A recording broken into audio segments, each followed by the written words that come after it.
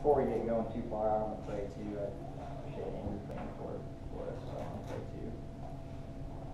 Father, thank you so much for just this time where we get to worship you in song together, and this time where we get to study your scriptures together.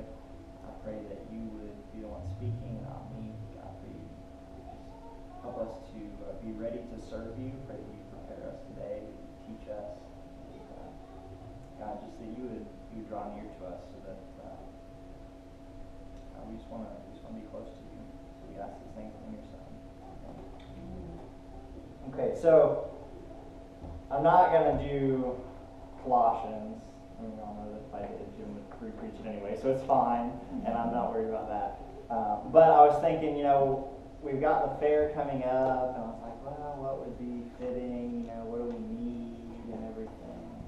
And so today I really just want to give us some encouragement, some exhortation that I think will be helpful as we come into this time of doing our fair ministry and things. And there will be applications that'll help for other things too. I mean, it's not like that's all we're going to focus on. But I think the things we're going to talk about will be very timely as we get ready to get into this stressful, crazy time that we call fair ministry. So we're going to start in Philippians chapter 1.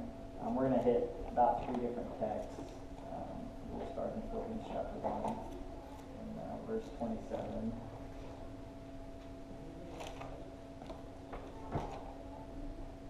He says, "Only let your manner of life be worthy of the gospel of Christ, so that whether I come and see you or am absent, I may hear of you that you are standing firm in one spirit, with one mind, striving side by side for the faith of the gospel." One of the things that I want to talk about is just a unity and kind of how that comes about, because we all know that when things get stressful, that's when feelings get hurt, and that's when it gets hard. And so we want to keep this kind of unity in mind in the body among each other. And so the first thing here in Philippians 1:27, he says, "Okay, let your life be worthy of the gospel of Christ, so that whether I come and see you or am absent, I may hear of you that you are standing firm in one spirit, with one mind, striving side by side for the faith of the gospel." One of the big thing here that I just want to draw out is, notice he says one mind, one spirit. But what does this look like? It looks like striving side by side for the faith of the gospel. And I just want to point out that unity most often comes from working towards the same goal. If you're going to the same place, you got to go the same way, so you're going to walk together and do it. So I just want to remind us that unity comes from seeking the same goal, and I know that we have that same goal here, that we're all on the same page, that we want people to know and see Jesus through us, and so that's our goal. So everything that we're doing, and especially as we come into this time, that's what it's about. We want people to know and see Jesus through us, and just remembering that and having that in mind as we go into this time is I think going to be very helpful. Remember, this is about people seeing and knowing Jesus. That's what this is about. It's not about whatever other things we might so when things get stressful and things get hard, it's like, well, that's okay. That's not what this is about. This is about we're heading towards making Jesus known. We're working, striving for the faith of the gospel. So I think that's really important. Try not to give away too many of my later points as I talk here, because we're going to hit some other things in another passage. But jumping on down to chapter 2, we see another piece of this that really helps us. So as we're working towards the same goal, as we are pursuing that people would know and see Jesus through us, how do we go about that? Like, what's our manner of walking look like? And so in Philippians 2:1-8, he says, "If there's any encouragement in Christ, any comfort from love, any participation in the Spirit, any affection and sympathy, complete my joy by being of the same mind, having the same love, being in full accord and of one mind." So again, we want to be unified. But what does this look like? Verse 3, "Do nothing from selfish ambition or conceit, but in humility count others more significant than yourselves. Let each of you look not only to his own interests, but also to the interests of others. have this mind among yourselves, which is yours in Christ Jesus. Okay, so just pause there. It says, don't be looking out for yourself. It's not about what you want. It's not about what I want. This is what it looks like to walk in unity with each other as we're working for the faith of the gospel. It looks like considering others is more important than yourselves, and that's hard when you're tired or when things are going crazy. But just remembering that's the goal, but that doesn't really, so far all I've said is, okay, this is what you need to do. So make sure you put others before yourself, and that's a good exhortation, and it's a good reminder. But there's some motivation here too. He says in verse 6 that Jesus, though he was in the form of God, he did not count equality with God as a thing to be grasped or used for his own advantage. But he emptied himself by taking the form of a servant, being born in the likeness of men. And being found in human form, he humbled himself by becoming obedient to the point of death, even death on a cross. That this is exactly what Jesus did for us, for you, for each of you. And so when I say, okay, as we were thinking about service, and we're thinking about being on mission together, and we're thinking about these things that you need to think of others' needs as more important than yours. Remember, that's exactly what Jesus did for you and for me. He thought of your needs and my needs as more important than his own. That was the whole point of him coming to earth, is he was in heaven with the Father. Everything's great. He had all that he could ever want, right? And so, but he says, but here's a group of people who are deserving my wrath, but I have love for them, and I consider their needs more important than the things that I already have. And so he leaves the Father's side, and he comes to the earth, and he doesn't come to earth as like this conquering king, but he comes as a servant, and he puts our needs ahead of his.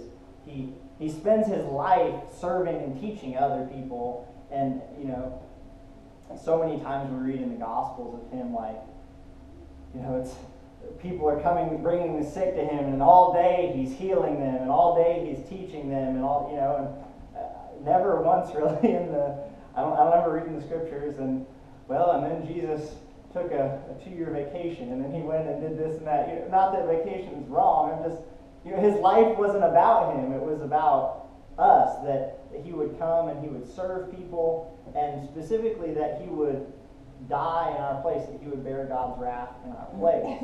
Talk about bearing hardship so that others' needs can be fulfilled.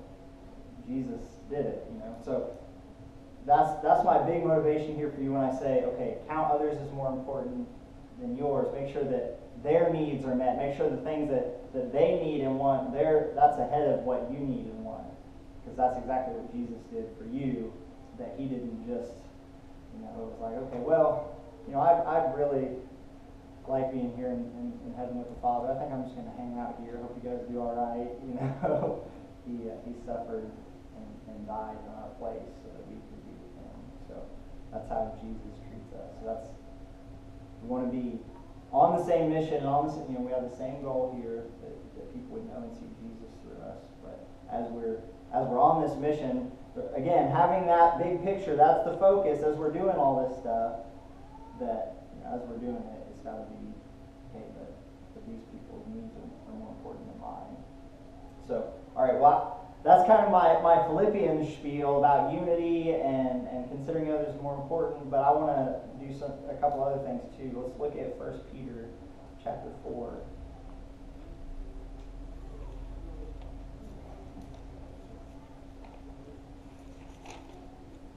1 Peter 4, we're going to look at verses 10 and 11.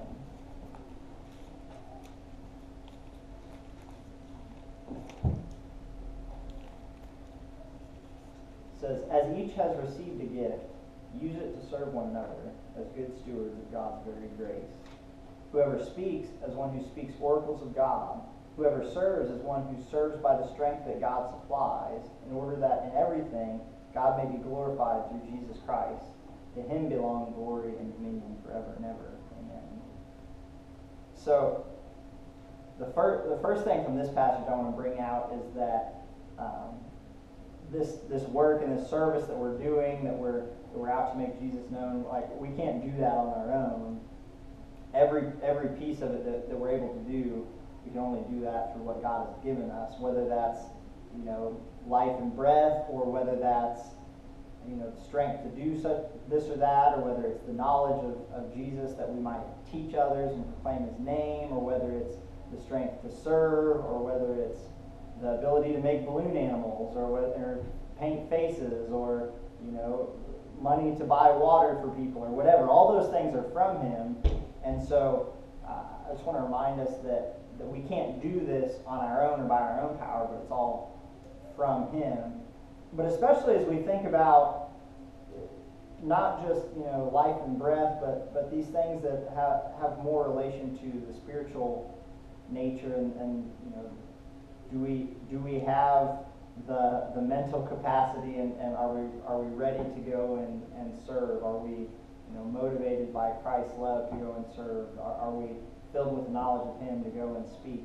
As we talk about those things, I want to point out again, it says that these are gifts from God, that these are given from him. And Jesus says elsewhere, he says it's in John 15:5, he says, let me just read it because it's worth reading. There's something else I want to show you there anyway. John 15:5 says, I am the vine, you are the branches. Whoever abides in me and I in him, he it is that bears much fruit, for apart from me you can do nothing. As we think about this, motivation to serve, and this desire to make him known, like, that comes from him. And I could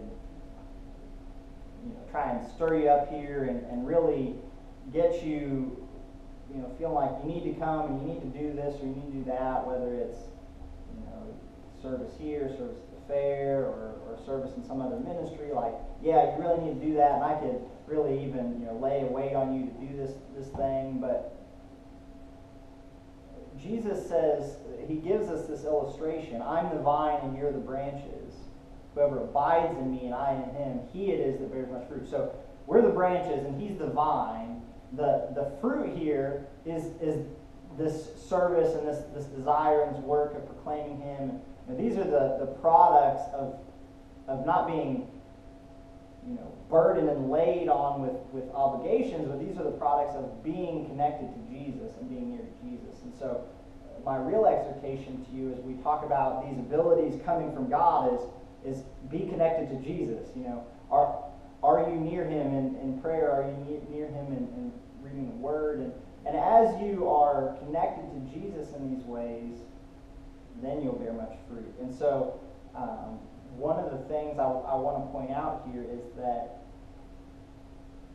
service to God, it comes from a closeness with God. We serve through the abundance, that is kind of the overflow of this love that's been poured into us. And so, as we're getting near, it's like even maybe a dread of some of these hard works that we need to do. It's back up. If this is where we're coming from, obviously this is not an overflow. And so the solution isn't, okay, I just need to get okay with doing this stuff. I need to get okay with serving in the fair ministry, or I need to get okay with whatever work this is that I need to be doing for God. That's not the solution. It isn't just to muster it up. It's to be near to Jesus. And so as you seek him in prayer, and as you seek him in the Word, and you just, are near him, those things flow out of that. And so get first things first. Any kind of a lack of desire or motivation or anxiousness about some service, especially if we look at the fair, it's a symptom of, okay, I need to do Jesus so that I can know and be motivated to serve him in this way or that. So we need to be asking him, give us more ability to serve him, give us the desire to serve him, and the direction and how to serve him.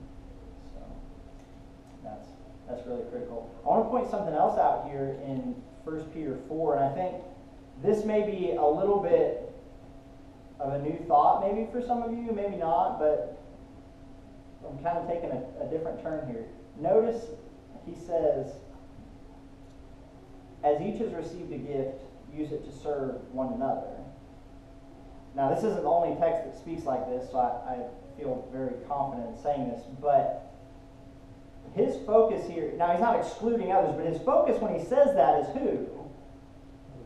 It's believers, which is really kind of shocking when you think of it. Okay, so now we've got, we know God, and we've got God and all these things, and so now we need to go and reach them and serve them, and it's all about that. Well, yeah, they do need to hear of Jesus, and they do need, but several times in the New Testament we hear things like, okay, serve one another, and we hear, especially to the household of God.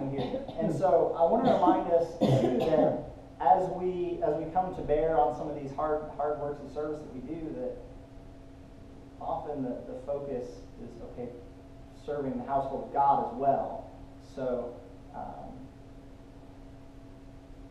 it's you guys have probably heard this same illustration as it relates to marriage, in that, okay, so there's the husband and wife, and you got the kids. And now, if you focus on the kids, and that's, you want to make sure that everything's good with them, but you neglect your marriage, then that doesn't go well, right? And you can't display the picture of Christ in the church in marriage. But if you're focused first on marriage and this you're displaying this picture of Christ in the church, then things tend to go well for your children also. Well, I think it's the same as we look at the church and in ministry. Is if we are loving each other well, we will display Jesus to other people. They will see it in this service, because in John chapter 13, verse I think it's like verse 3. No, it's farther down. John chapter 13,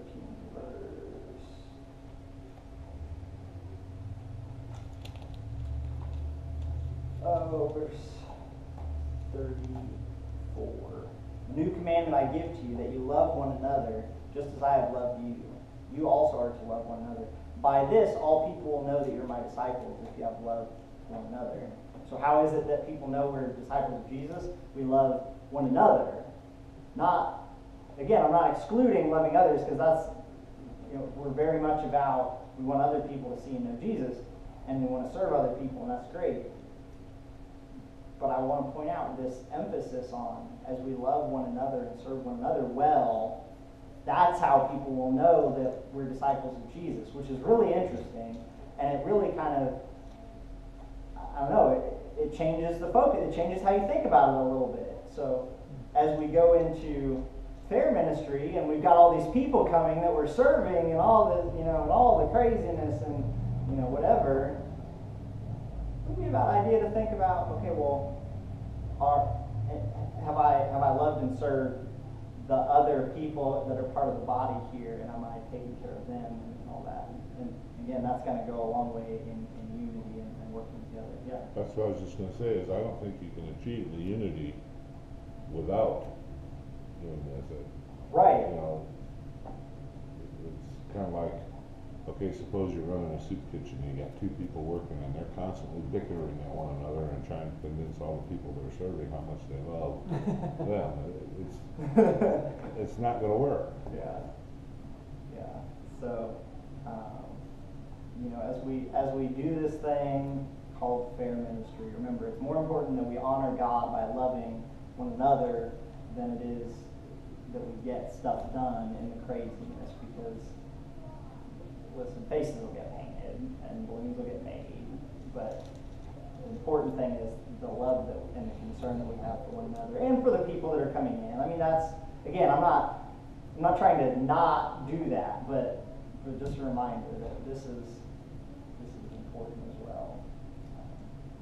And I'm just going to touch on this. We'll see this more in the next text, but we mentioned already, God gives us these abilities that we have to serve and do, and that's a big focus of what Peter says here. Just remember that the abilities that you have, God has given them to use to serve others, to make them known. And the result is that God will be glorified through Jesus. So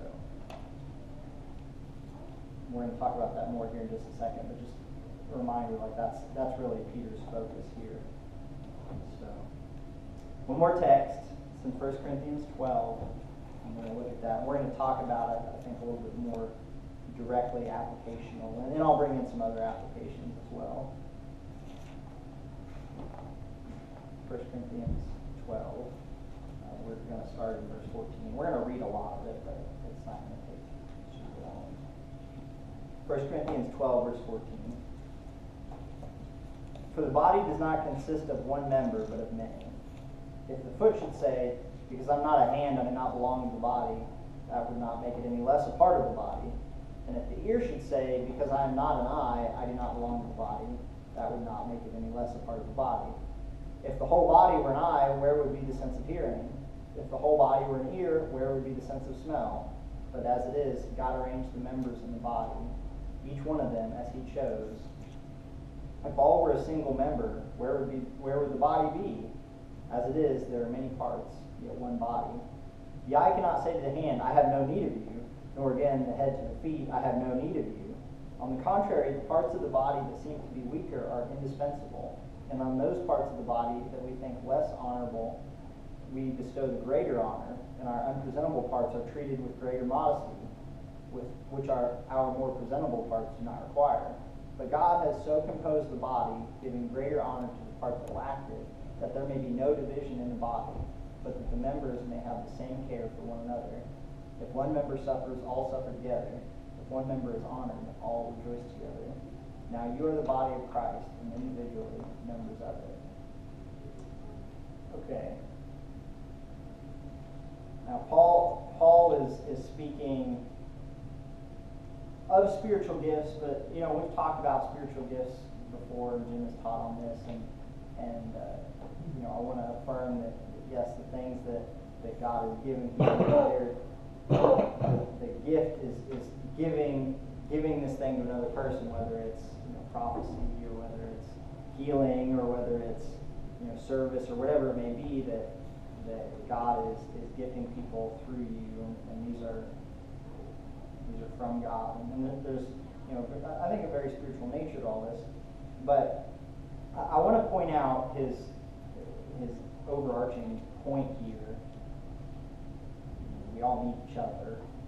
None of us can corner the market on serving God. God's designed this group in such a way that some of us are good at one thing and some of us are good at another thing, and He may gift one person, with whether it's speaking, or another with serving, or another with whatever it may be.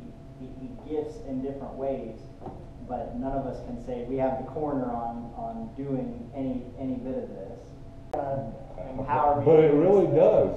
I mean, you and I have talked about this before, but it's true too. And that's why I really love that hymn is, we're only channels for God's work, but then be there and be that channel. Yep. And that, I've relied on that as well, many times.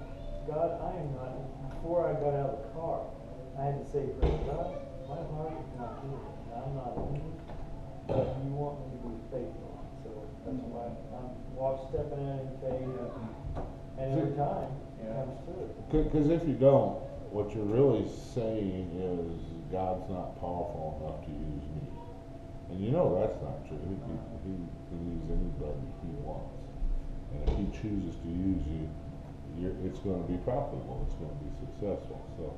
So just be willing. Many a Friday night Oh. we've shown up and not been. I'm tired. And our hearts weren't on fire with burning love for I know. each other.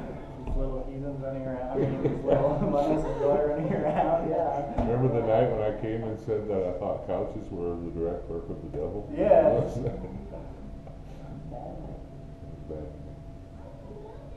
And yet somehow he still shows up, and it's like, oh, but this one kid was really listening, and they understood. And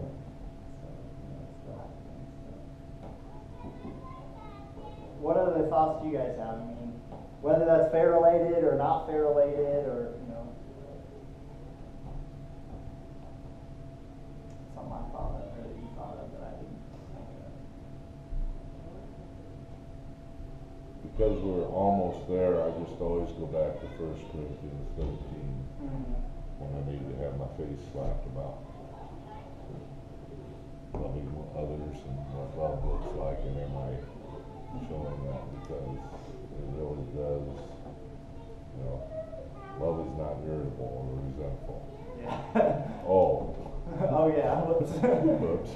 You know, I mean, really, I mean, this is such a beautiful passage in the Bible, but it really is accusatory. I mean, it really. Yeah, it's nice when it's like, oh, this is this poetic thing, love, Yeah. this great, and then you're just like, oh wait, I'm not that, am I? Yeah, let's see. Oh, yeah. Good trees bear good fruit, and this is what good fruit is.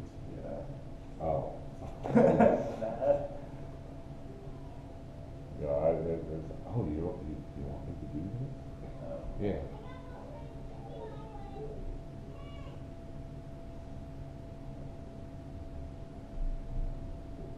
Other thoughts or encouragement, exhortation to the group?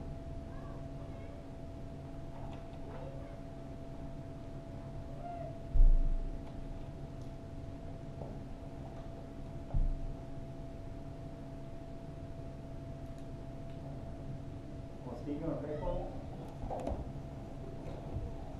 Lord, once again, we thank you so much for your word, that we can get in and actually